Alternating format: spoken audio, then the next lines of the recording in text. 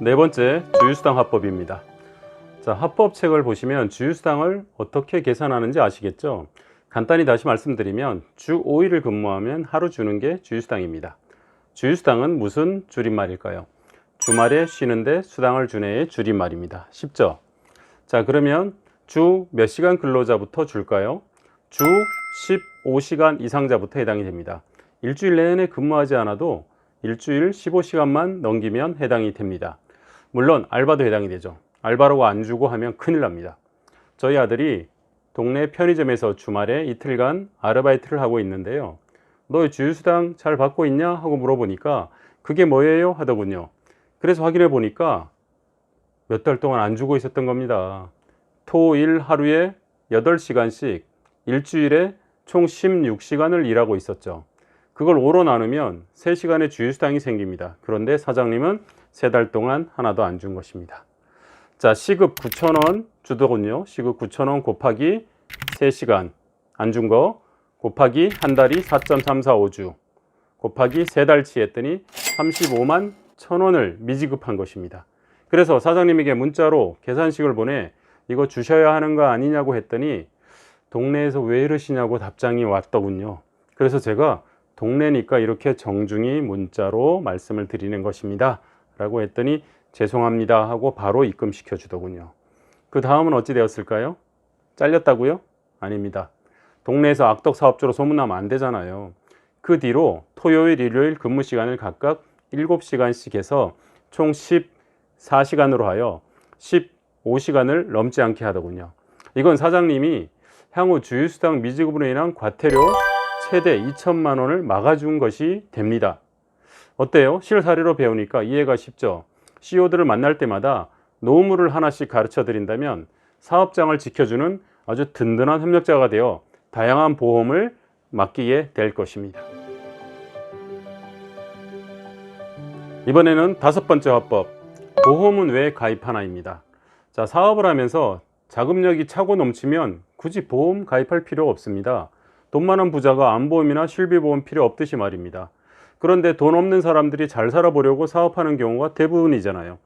수년간 모은 종잣돈이나 대출 등으로 어렵게 자금을 마련하여 사업을 하고 있는데 무슨 일이 생기면 그야말로 지옥이 없겠죠. 그래서 미리 준비하는 것이 보험과 노무입니다. 둘은 유사관계가 있어 터졌을 때 대책이 있냐 없냐에 따라 사업의 근간이 흔들리기도 합니다. 퇴사하여 말도 안 되는 이유로 종업원에게 고발당해 밤잠 못 자며 고통받는 친구를 따라 노동부를 따라가 보았습니다. 무슨 경찰서에서 취조받는 사람 마냥 앉아있는 친구 모습이 정말 보기 딱했습니다.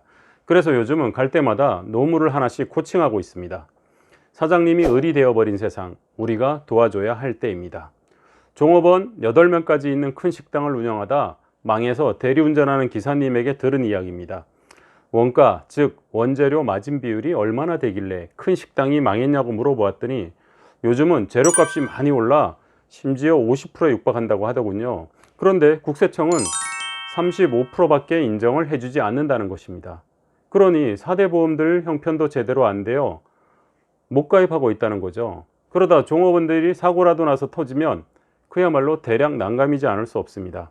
단체 보험은 종업원 사고 대책은 물론 나날이 늘어나는 사업주의 세금 절감 효과까지 있으니 반드시 꼭 준비하도록 강하게 안내해야 망한 사업주를 통해 다시 한번 깨닫게 되었습니다. 사장님, 원재료비 국세청 인정 비율이 얼마인지 아세요? 하고 질문해 보세요. 자, 6번째, 시어머니와 며느리입니다. 자, 요즘 젊은이들은 결혼하지 않는 이유가 뭔지 아십니까?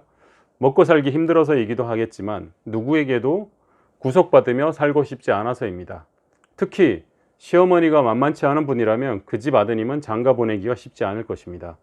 제가 초등학교 2학년 때 저의 큰 누님이 19살 나이로 시집을 갔는데 나중에 방학을 하여 놀러 가보니 세상에나 시어머니가 2분이나 계시더군요. 아궁이에 불 떼서 밥하고 소죽을 끓여 먹이던 시절에 2분의 시어머니까지 모시고 살려면 얼마나 힘들었을까요? 뒷뜰에서 몰래 눈물 훔치고 하시던 누님과 같이 끌어안고 울었던 기억이 납니다. 지금 같으면 누님, 이건 중요한 고지 위반에 해당됩니다. 집으로 돌아가시죠 했을 텐데 말입니다. 그런데 사업을 하면 본인의 뜻과 상관없이 시어머니를 한 분 아닌 5분 이상을 모시게 됩니다. 국세청, 지자체, 경찰서, 노동부, 소방서 등 시어머니 모두 요구하는 것들이 다릅니다. 학원처럼 종업원 중 프리랜서 형식의 급여를 주고 있는 직원이 있다면 이해가 쉬울 것입니다. 3.3% 원천 징수하고 급여를 주면 국세청 시어머니는 가만히 있는데 노동부 시어머니는 15.4%를 떼고 4대 보험도 가입하라고 합니다. 그 기준은 사용자의 지휘 감독하에 있으며 사용 종속적 관계에 있다고 보기 때문입니다. 사장님은 장사만 잘하면 되는 줄 알고 사업을 했는데 막상 닥쳐보면 알아야 할 것들이 한두 가지가 아닙니다. 그래서 이미 사업하고 있는 분들을 우리가 도와줘야 합니다. 새로 시작하려는 분들도 코칭해 주어야 합니다. 시어머니들의 간섭이 덜하게 하려면 최고의 대안이 보험입니다. 반드시 잘 갖추게 도와주십시오.